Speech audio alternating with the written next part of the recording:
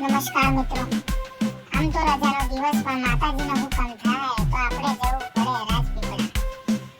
માતા હરસિદ્ધિનો હુકમ થયો અને આપણે બરોડાથી નીકળી ગયા રાજપીપળા. એમ તો માતા હરસિદ્ધિના જોવા જાય તો કોયલા ડુંગર, ઉજ્જૈન અને આપણે રાજપીપળા હરસિદ્ધિમાં. આપણે તો બરોડાથી નીકળી ગયા સીધા રાજપીપળા જવા માટે. રસ્તામાં સારો એવો રસ્તાથી આપણે રાજપીપળા જવા નીકળી ગયા. કોવાળથી આપણે કોવાળ સુધી પહોંચ્યા અને પછી આપણને લાગે ભૂખ. એટલે આપણે વિચાર્યું કે આગળ જતા કારવાણ આપણે કઈ કરી જશું, થોડો ઘણો નાસ્તો. કારણ કે આ સફર એવો છે, મજાનો લાંબો થશે તો નાસ્તો તો કરવો જ પડશે મારા વાલા. ત્યાં પછી કારવાણ આપણે લીધી સેવ ખમણી અને આપણી પોઈરીને માટે આપણે લીધા સમોસા. મારી બેટી ભૂખી થઈ અને લાગ્યું મારે તો સમોસા ખાવા, તો મેં લીધા સમોસા અને બે સેવ ખમણી. ત્યાંથી અમે નાસ્તો પતાવ્યો અને પછી નીકળી ગયા રાજપીપળા પાછું. રસ્તામાં ટ્રાવેલિંગ કરતા કરતા રસ્તો આવ્યો ખરાબ. જેમ તેમ કરી ખરાબ રસ્તો અમે પાર પાડ્યો.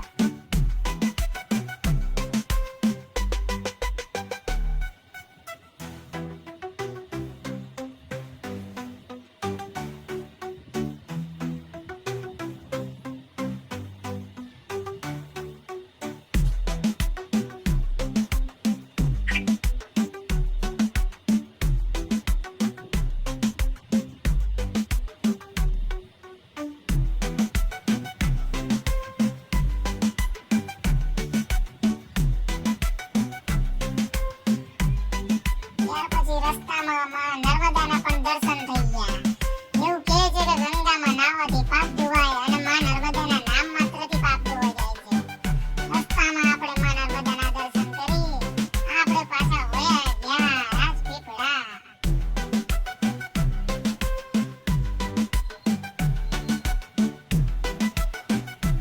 આમ રાજપીપળા તમે જાઓ તો કુદરતના ખોળે રમતા ને જમતા. જે માતાના ધામે જવાના એને પછી રાજપીપળા રહ્યું ખાલી 1 કિલોમીટર.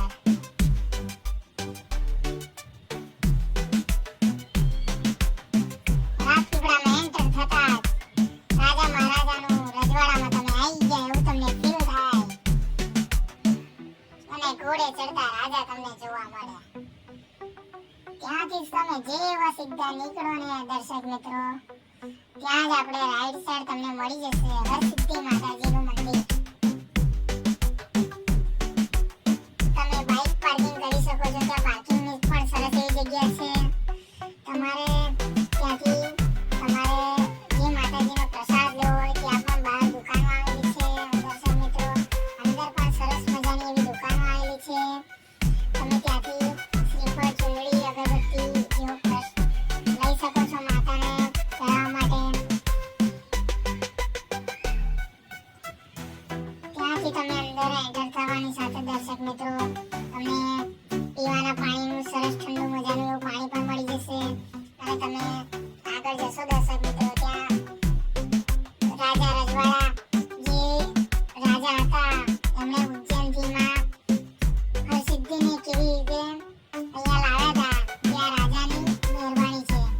આ રાજા ઉજ્જૈન જતા હતા માતાજીની સાધના કરવા, પણ વારે ઘડીએ રાજા જતા હતા પણ રાજાથી એક વખત ના જવાયું અને રાજાએ માતાજીને અહીં લઈ ગયા ત્યાંથી. આવો એક સરસ મજાનો પ્રસંગ છે જે પછી માં હરસિદ્ધિ રાજપીપળામાં પણ ભાવિક ભક્તો બહુ પૂજે માતાજીને. સરસ મજાનું મંદિર છે દર્શક મિત્રો. બે સિંહના દરવાજા જેવું બે સિંહને બેસાડે છે બે બહાર અને માં હરસિદ્ધિ માતાના તમને દૂરથી દર્શન થાય એવું મંદિર છે. સરસ મજાનું દર્શન તમે કરી શકો દર્શક મિત્રો. માં હરસિદ્ધિનું ધામ તમે જોઈ શકો છો. બહારથી તમે ત્યાં એકવાર તેના પ્રાંગણમાં તમે પહોંચો ને દર્શક મિત્રો, તમને ખૂબ મજા આવશે. સારું એવું